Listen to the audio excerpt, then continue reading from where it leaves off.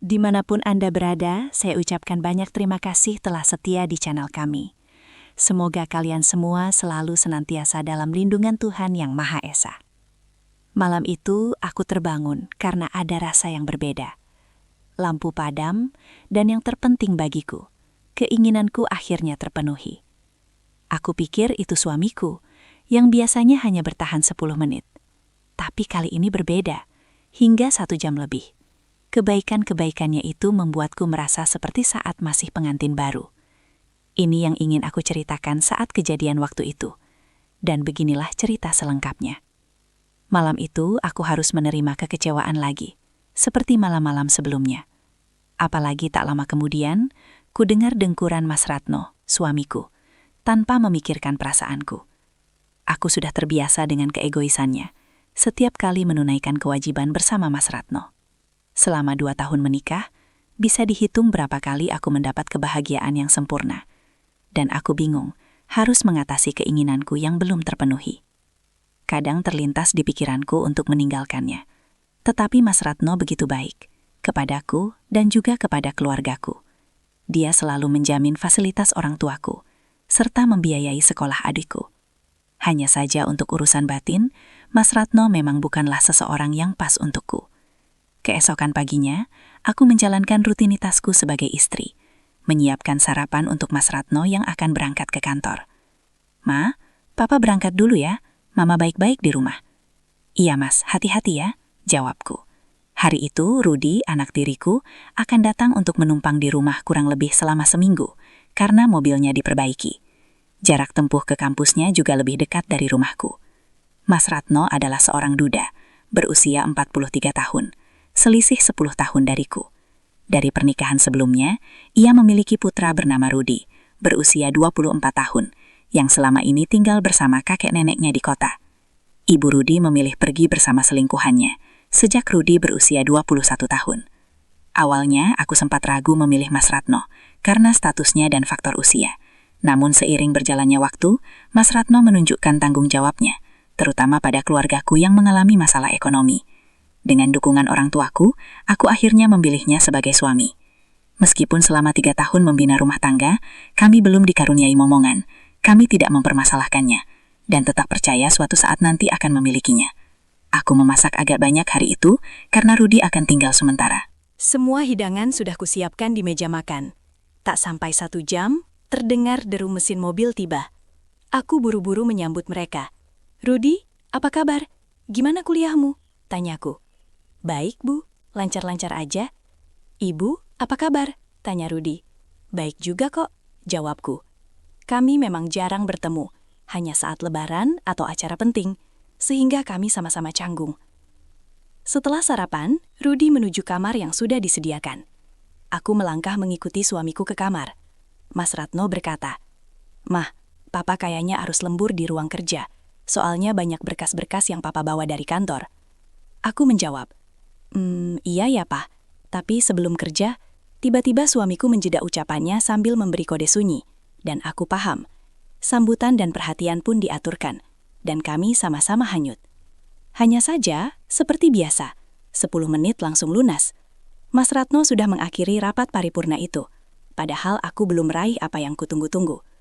"Papa mandi dulu ya, Mah, terus langsung ke ruang kerja," katanya.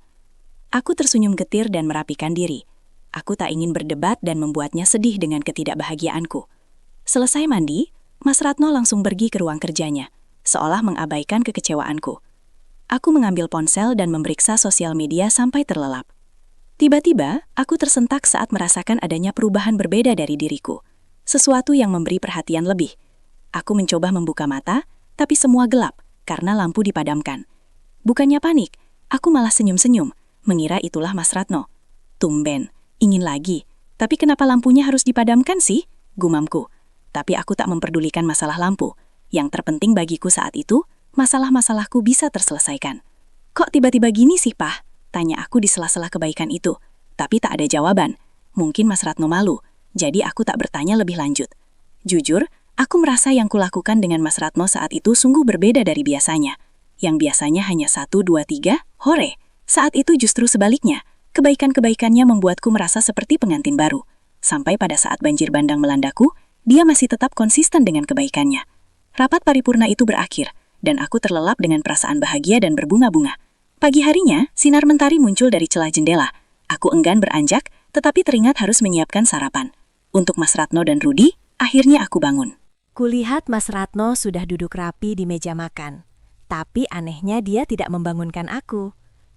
Loh, Pah, kok nggak bangunin aku? Tanya aku tersenyum. Mas Ratno menoleh. Iya, maaf ya, semalam Papa ketiduran di ruang kerja, jadi nggak sempat bangunin Mama. Jantungku seolah berhenti berdetak. Kalau Mas Ratno ketiduran di ruang kerja, lalu siapa semalam yang di kamarku? Aku duduk terdiam di meja makan, mengingat peristiwa semalam. Semalam itu siapa? Apa hanya mimpi? Tapi kenapa seperti nyata? Pertanyaan-pertanyaan itu terus berputar di otakku. Suara Mas Ratno membuyarkan lamunanku. Loh, Mah, kok bengong? Enggak kok, Pah. Bentar ya, aku siapin sarapannya, kataku. Sambil beranjak, aku tidak mungkin menanyakan hal itu pada Mas Ratno, karena ia akan berpikir yang bukan-bukan. Setelah masakan tersaji, aku dan Mas Ratno makan bersama. Tak lama kemudian, pandanganku teralihkan pada Rudi yang keluar dari kamar mandi, melangkah dengan rambut basah dan aroma sampo yang kentara. Sontak ingatanku kembali pada peristiwa semalam. Apa jangan-jangan semalam itu Rudi ya? Tapi, mana mungkin, gumamku. Beberapa menit kemudian, Rudi yang nampak rapi bergabung dengan kami di meja makan. Rudi, nanti sore Papa nggak bisa pulang cepat. Kamu nanti pulangnya ikut taksi saja ya, Papa banyak kerjaan, kayaknya pulang malam, kata suamiku. Iya, Pah, nggak apa-apa. Lagi pula hari ini Rudi kuliahnya cuma sebentar kok, timpal Rudi. Aku diam saja, meski sesekali menoleh ke arah Rudi, yang rupanya juga sesekali menoleh ke arahku. Sore harinya, sekitar pukul 3, saat aku tengah mencuci sayuran di depan wastafel, tiba-tiba ada seseorang dari belakang. Loh, Pah, kok udah pulang? Bukannya tadi bilangnya pulang malam, ujarku mengira itu suamiku. Mendadak aku kaget ketika menoleh. Ternyata yang kudapati adalah Rudi, putra tiriku. Aku serta-merta menjauh. Apa-apaan sih kamu, Rudi? Mama ini kenapa toh? Bukannya semalam kita? Bagai tersambar petir, rupanya benar dugaanku. Semalam itu bukanlah suamiku, melainkan Rudi yang menyerangkan masalah-masalahku. Apa maksudmu, Rudi? Maafkan Rudi, Mah. Habisnya Rudi, aku menggeleng tak percaya, dan segera berlari menuju kamar, sambil menangis karena terkejut dan malu. Tanpa kusangka, Rudi mengejarku. Ia kembali menyerangku ketika aku hendak membuka pintu. Rudi, apa-apaan sih? Kataku mencoba menghalau badai yang datang. Tapi semua sia-sia, karena semangat 45 lebih mendominasi suasana. Aku kalah, dan justru hanyut akan aliran sungai yang Rudi bawa. Sampai akhirnya, ia membawaku ke singgasana tempat biasa aku dan Mas Ratno menunaikan ibadah bersama. Aku yang semula panik berubah menjadi semangat karena saran dan solusi yang Rudi hadirkan itu. Lambat laun, aku hanyut akan nirwana, bahkan lupa jika tak seharusnya aku terlena akan kebaikannya itu. Jujur kuakui, Rudi memang lebih tekun dan kreatif. Dia memiliki kelebihan yang selama ini kucari dan tak kudapatkan dari Mas Ratno.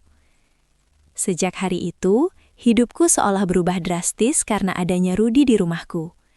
Kami tak jarang mencari waktu untuk sekedar menyelesaikan permasalahanku.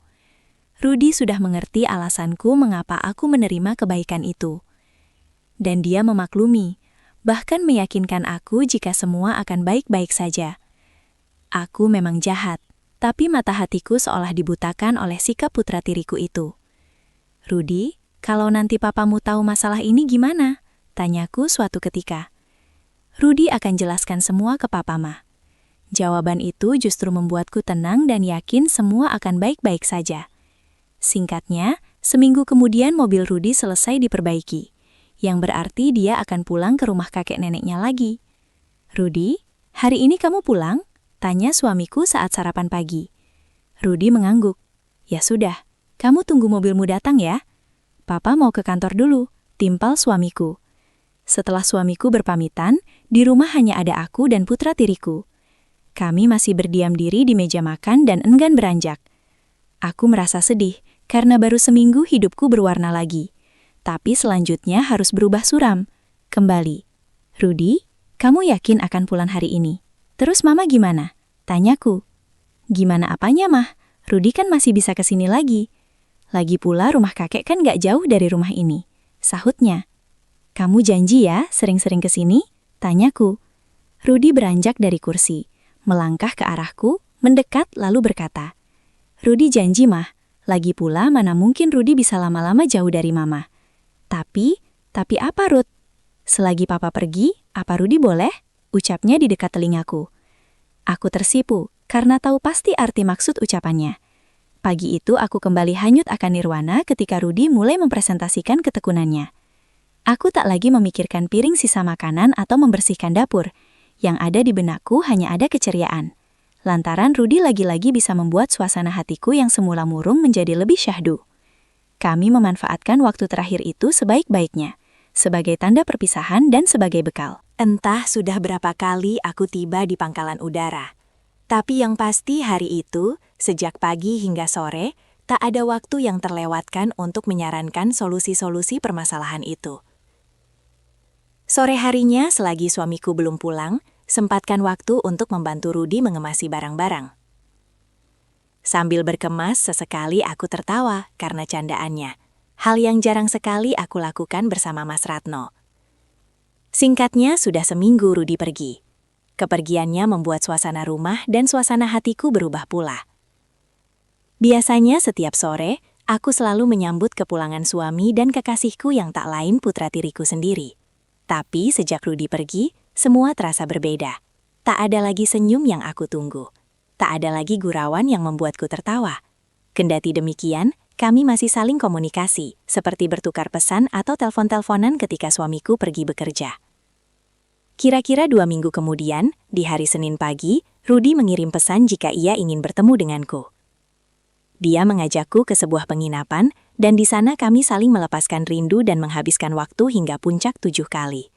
Dan dari sinilah aku dan suamiku mendapatkan buah hati, yaitu anak perempuan yang sangat cantik, dan mungkin ini anak dari Rudi. Akan tetapi hingga saat ini, suamiku tidak tahu jika anak ini adalah anak campuran antara suamiku dan anak tiriku. Terima kasih telah menyaksikan video ini hingga selesai, dan nantikan cerita selanjutnya. Sampai jumpa!